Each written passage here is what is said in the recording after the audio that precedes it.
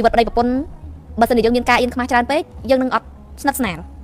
ចាតែយើងត្រូវមានកលុកកលៈខ្ញុំនិយាយរឿងមួយចូលដល់និយាយរឿងគីបប្តីប្រពន្ធឥឡូវនិយាយគីបផ្សេងអញ្ចឹងកាលណាដែលយើងរស់នៅមួយគ្នាយូរទៅបើសិនជាយើងអត់មានការលេងសើច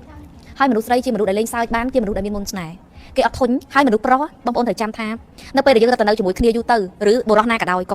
ចូលចិត្តនៅចិត្តមនុស្សស្រីដែលអារម្មណ៍ល្អអត់ stress អត់ serious ពេកហើយគេចង់នៅក្បែរយើងនៅចិត្តយើងតែបើយើងជាមនុស្សស្រីម្នាក់ដែលចូលចិត្តតែលក្ខណៈថានាំតែរឿងទុកសៅមកទុកសៅមកសេតរហូតយើងគិតថាគេនឹងអង្គុយតែស្ដាប់យើង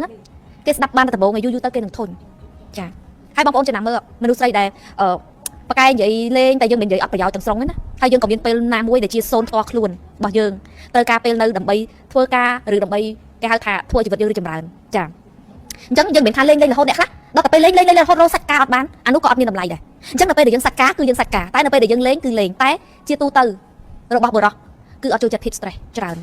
នព្រោះពេលខ្លះគេក៏ជួបការងារដែល stress ហើយយើងមកហត់ stress ឲ្យគ្នាទៀតក៏អត់បានដែរអញ្ចឹងខ្ញុំទទួលដឹងថានៅពេលដែលជីវិតគូរបស់យើង4ឆ្នាំនេះចានៅចិត្តគ្នានេះហេតុអីវាមានតែពាក្យថាយល់ចិត្តគ្នាច្រើនជាងមុនដោយសារអីដោយសារខ្ញុំជាមនុស្សម្នាក់ដែលតាំងពីខ្លាយជាគ្រូច្បាប់ស្រុកទាញមកខ្ញុំផ្ដើមយល់ពីមនុស្សយល់ពីខ្លួនឯងអញ្ចឹងអ្វីដែលយើងមិនសូវពេញចិត្តយើងក៏មិនសូវជាធ្វើដាក់គេយើងរៀនយល់ចិត្តគេមកដាក់ចិត្តយើងព្យាយាមមិនព្យាយាមយើងជាមនុស្សម្នាក់ដែលមិនងាយនឹងចេះទៅខ្មៅឬแบบមកអង្គុយ stress អូយបាក់ចិត្តពេលខ្លះអ្នកខ្លះមិនមែនពិបាកចិត្តដល់ខ្លាំងហ្នឹងតែចូលចិត្តល្អបងប្អូនត្រូវចាំថាបុរសជាច្រើនមិនចូលចិត្តនារីដែលល្អច្រើនទេទោះបីយើងគិតថាការល្អរបស់យើងវាជារឿងមួយដែលយើងចង់ឲ្យគាត់ល្អឬក៏អីតែបងប្អូនត្រូវចាំថាគេអត់ចូលចិត្តអ្នកល្អញ៉ាំគេនឹងធុញហើយមួយទៀតហេតុអ្វីបានជាបុរសខ្លះទៅជួបអ្នកដតីហើយចាប់ដើមមានចិត្តអាចតែមនុស្សម្នាក់ហ្នឹងគេចេះយកចិត្តគេមិនចេះរឿងអវិជ្ជមានគេមិនមកអង្គុយរអ៊ូញ៉ាំធម្មតាប្រពន្ធប្តីស្គាល់ចិត្តគ្នាយូរទៅយើងនឹងបាត់ភាពក្រែងចិត្តឲ្យគ្នាអញ្ចឹងយើងចង់និយាយអីយើងនឹងនិយាយហ្នឹងតែចំពោះមនុស្សស្រីនិងមនុស្សប្រុសដែលមិនមែនមានសម្ព័ន្ធភាពជាប្តីប្រពន្ធឬក៏អីគ្រាន់តែស្គាល់គ្នាអីគឺគេអត់ល្អទេហើយបើមនុស្សស្រីដែលគេជាមនុស្សម្នាក់ដែលមានចិត្តសាស្ត្រនៃការស្គាល់ពីមនុស្សប្រុសដើម្បីរកលុយបានពីមនុស្សប្រុសឲ្យមនុស្សប្រុសឲ្យនិយាយឆាប់គឺគេមានចិត្តសាស្ត្រនៃការនិយាយគេប្រើពាក្យទន់ភ្លន់គេប្រើពាក្យផ្អែមល្ហែមទោះបីគេត្រូវការជំនួយគេធ្វើខ្លួនបែបកំសត់ចាត្រូវការជួយតែគេមានចិត្តសាស្ត្ររបស់គេយុទ្ធសាស្ត្ររបស់គេច្បាស់លាស់แบบគេយល់ពីមនុស្សគេយល់ពីចិត្តមនុស្សប្រុសច្បាស់ថាមនុស្សប្រុសត្រូវការអីមនុស្សប្រុសត្រូវការអីមនុស្សប្រុសចូលចិត្តអីមនុស្សប្រុសភាគច្រើនណាមិនចូលចិត្តអីអញ្ចឹងគេព្យាយាមយល់តែដល់ទៅពេលយើងឡាយទៅយល់ចិត្តអីច្រើនពេកប្តីប្រពន្ធគ្នាហើយកូនទាំងភ្លូនចាកូនតែមួយកតេលស្មាត់ទោសអត់ដល់ភ្លូនទេកូនមួយកតេល3 4 5នាក់ចាអញ្ចឹងសួរថាមកមានពេលแบบប្រើយុទ្ធសាស្ត្រអីទៀតចាប្រើយុទ្ធសាស្ត្រនៃការនិយាយអីទៀតត្រូវការល្អខ្ញុំល្អត្រូវការแบบភុំផាំងគឺភុំផាំងតែនេះគឺជារឿងមួយដែលខដែលយើងយល់ខុសទាំងស្រុងអញ្ចឹងខ្ញុំជឿថាពេលខ្លះយើងជាស្ត្រីវាត្រូវការយុទ្ធសាស្ត្រខ្លាំងណាស់បងប្អូនដែលមើលរឿងមហិច្ឆតាអ៊ូមីនាងឬក៏ដែលមើលរឿងចិននេះចាឬក៏ខ្ញុំមើលរឿងចិនបុរាណច្រើនពេករហូតដល់យុទ្ធសាស្ត្រអ្នកមានក្នុងវាំងខ្លាំងពេកតែនៅពេលដែលខ្ញុំមើលខ្ញុំចាប់បានយល់ថាអូ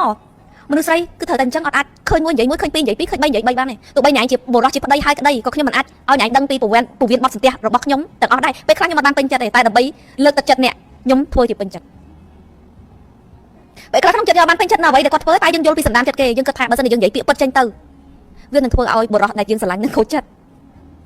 តហើយវាមិនមានសុភមង្គលក្នុងគ្រួសារវាមានការអាក់អន់ហើយមនុស្សប្រុសបងប្អូនត្រូវចាំថាបុរសចូលចិត្ត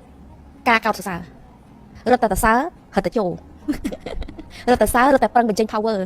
ដើម្បី take care of you អញ្ចឹងចូលអ្នកកុំរឹងមាំខ្លាំងពេកតែបើអ្នកឯងចង់ខ្ញុំមើលមកខ្ញុំជាក្មេងតូចហ្នឹងតែខ្ញុំមិនមានតូចแบบឲ្យអ្នកឯងមកជន់ឈ្លាណាជាស្ត្រីសម័យយុគ9ត្រូវតែឆ្លាតក្មេងតូចមែនតែបើថាមកចង់ធ្វើបាបចិត្តក្មេងតូចនេះអត់បានទេចាបញ្ចេញមហិទ្ធិឫទ្ធិមកអ្នកឯងបាក់សក់តែយើងមិនព្យាយាមធ្វើអ្វីដែលแบบបងប្អូនត្រូវចាំបរិសុទ្ធគ្រប់គ្នាមិនត្រូវការឲ្យប្រពន្ធបញ្ចេញចរិតបែបមកសគ្រប់មិនអាចមកគ្រប់អ្នកឯងមុខគេមានអីគឺចូលចិត្តនិយាយសម្ដីផ្អែមព្រះស្វាមីរបស់ខ្ញុំនេះសូមនិយាយមួយចឹងក្តៅចាក់អត់ចុះទេទោះបីយើងចង់មាន idea អីក៏ត្រូវចាក់បែបត្រជាក់ទៅទទួលយកបានបើយើងតែក្តៅផ្ទុះដូចក្នុងភ្លើងអញ្ចឹងយើងដឹងអញ្ចឹងទោះបីយើងចង់មានការធម្មតាប្តីប្រពន្ធមិនមែនគេមិនណែនាំយើងរហូត idea មានទៅមានមកការបដៅគ្នាមានទៅមានមកតែយើងបដៅបែបត្រជាក់ស្ដាប់ចូលហើយអត់ខឹងទៀតចាយើងដូចគ្នាតែថាប្តីចង់មកបដៅបែបអូយខឹងទេខឹងដូចតែគ្នាហ្នឹងដល់តែគេមកបែបត្រជាក់តែចៃដន្យអីគាត់មិនសូវតិចដាក់ខ្ញុំប្រហែលទេតែខ្ញុំយើងដឹងថាសន្តានចិត្តគាត់មិនអញ្ចឹងយើងទទួលយកបានពេលខ្លះរៀងអន់ចិត្តតិចតួចដែរតែគិតថាដើម្បីល្អទាំងអស់គ្នាទេអញ្ចឹងយើងជាអ្នកដែលតិចជាងអូយុទ្ធសាស្ត្រច្រើនបងប្អូនមើលរឿងភាគចិនច្រើនតិចជាពិសេសរឿងក្នុងវាំងចា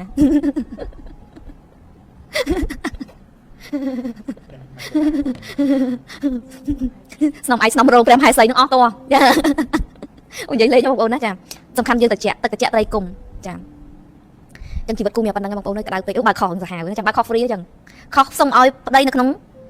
នៅជាប់ដាំទ្រូងយើងទៅបានក្នុងកំដប់ដៃចាបើយកតែ50ក៏ចាប់បានអត់ចាឆាតជពេកណាប់ចាចាចឹងមិនថានិយាយរឿងគ្រួសារនេះវិញឆ្ងាយបងប្អូនណាចាហើយមនុស្សទាំងអស់ក៏ដូចគ្នាដែរការចែកម្លែកនេះក៏វាមិនអាចត្រូវអ្នកទាំងអស់គ្នាទាំងស្រុងដែរតែខ្ញុំជឿថាត្រូវបានភាគច្រើនដែលគាត់អាចទទួលយកបាន Hello ប៉ាអូនប្រាប់ហើយគឺអញ្ចឹងអូអេ Hello អូនប៉ាអូនប្រាប់ហើយអូនគឺអញ្ចឹងអូខ្ញុំលេងច្រើនណាស់បងប្អូនឃើញតែខ្ញុំអញ្ចឹងមែនខ្ញុំលេងច្រើនចាពិសេសលេងបំផុតគឺមួយប្តីនេះឯងចាគឺចាក់សម្ដីសោកសៀតអីចឹងទៅតែសោកសៀតបែបកំ pl ែងបែបលោគាត់ទេចាពួកគាត់ជាមនុស្សដែលរៀងអៀនមិនសូវហ៊ាននិយាយយើងអ្នកមាត់ឆៅជាងខ្ញុំឆៅបងប្អូនឃើញអញ្ចឹងណាចាតែពេលគាត់ឆៅមកម្ដងយើងបាត់សក់របស់គាត់ដែរចុំតែបែបនេះឆៅសាហាវមែនចាអញ្ចឹងមិនថាវាមាន moment អញ្ចឹងមិនចេះថាចេះអូចេះស្មាតទៅបើមានកូនគិតដល់មិនទៅមកលេងសម្ដីអីគ្នាមិនកើតទៅហើយពេលខ្លះវីណាគាត់នៅចិត្តយើងហើយតែពេលទៅយើងវាធ្លោយលេងសម្ដីគ្នាណាអូកូននៅចិត្តអត់បានទេអសរុវិចាកូនស្ដាប់អត់បានទេអត់អាចឲ្យកូនលឺភាសាអសរុវិចាបានទេយើងត្រូវតែបិទមាត់សិនចាអញ្ចឹងបានពេលខ្លះខ្ញុំមានអារម្មណ៍ថាចំជីវិតបែបអត់មានកូនវាម្យ៉ាងដែរតើវាស្រួលចាំបាច់បារម្ភពីអ្នកណាហើយយើងអត់សូវខ្វល់ច្រើនទេយើងមានពេលវេលាបែបស្និទ្ធស្នាលគ្នាខ្លាំងចានិយាយវាទៅជាអញ្ចឹងវិញបងប្អូនតោះអញ្ចឹងហេតុអីជីវិតត្រូវមានការសមាធិខ្ញុំអាចអូសទាញឬនិយាយពីអូសទាញក៏ក្រក់ស្ដាប់នេះអាចលងលោមប្តីឲ្យមកសមាធិជុំគ្នាបានឥឡូវនេះគាត់អង្គុយសមាធិមួយខ្ញុំបាន20 នាទីរហូតចា20 នាទីមកប្រពន្ធនៅដល់25គាត់នៅដល់25ប្រពន្ធនៅត្រឹម10 នាទីគាត់10 នាទីនិយាយទៅអាចមកជុំគ្នាចិត្តគ្នាធ្វើការសមាធិបានហើយឃើញថាចិត្តត្រជាក់ជាងមុនច្រើនចាចិត្តត្រជាក់ជាងមុនច្រើនអញ្ចឹងតម្រាំតែលួងលោមគ្នាមកសមាធិបានមិនមែនប្រើយុទ្ធសាស្ត្រតិចទេយុទ្ធសាស្ត្ររៀងគួរសម